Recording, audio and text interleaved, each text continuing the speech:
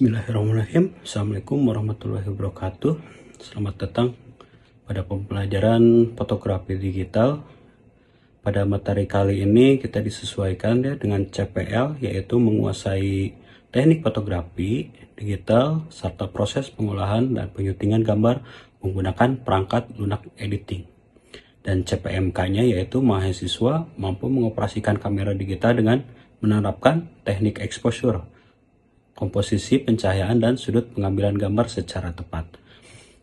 Sub CPMK mengidentifikasi bagian-bagian kamera serta prinsip exposure aperture. Memahami prinsip aperture dalam fotografi, kita akan mempelajari salah satu komponen penting dalam exposure, yaitu aperture atau bukaan diafragma. Memahami aperture sangat penting karena akan mempengaruhi jumlah cahaya yang masuk ke dalam kamera, menentukan tingkat ketajaman atau blur pada latar belakang foto.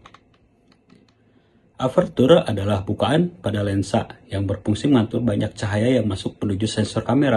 Cara kerjanya mirip dengan pupil mata manusia. Saat berada di tempat gelap, pupil mata akan membesar agar lebih banyak cahaya masuk. Sebaliknya, saat berada di tempat terang, pupil mata mengecil untuk mengurangi cahaya masuk. Dalam fotografi, ukuran aperture dinyatakan dengan angka f-stop, seperti f1,8 hingga f16. Perlu diingat, semakin kecil angka f-stop, maka semakin besar bukaan lensanya. Sebagai contoh, f1,8 memiliki bukaan sangat besar. Sebagai contoh, f1,8 memiliki bukaan sangat besar. f2,8 memiliki bukaan besar. f8 memiliki bukaan sedang, sedangkan f16 memiliki bukaan kecil. Bukaan yang besar memungkinkan lebih banyak cahaya masuk ke sensor kamera sehingga foto menjadi lebih terang. Sebaliknya, bukaan yang kecil membatasi jumlah cahaya yang masuk hingga foto menjadi gelap apabila pengaturan lainnya tidak disesuaikan.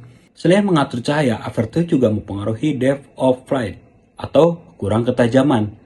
Saat menggunakan aperture besar seperti f1,8 atau f2,8, area yang tajam lebih sempit. Akibatnya, objek utama terlihat fokus, sementara latar belakang menjadi blur atau bokeh. Teknik ini sering digunakan dalam fotografi portrait untuk menonjolkan subjek.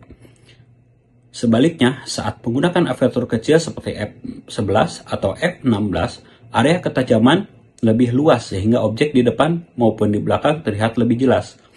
Pengaturan ini sangat cocok digunakan untuk fotografi pemandangan atau landscape.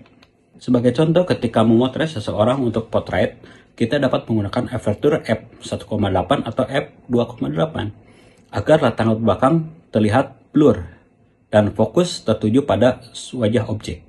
Sedangkan saat memotret pemandangan alam, kita dapat menggunakan aperture f8 hingga f16 agar seluruh elemen foto terlihat tajam dan detail.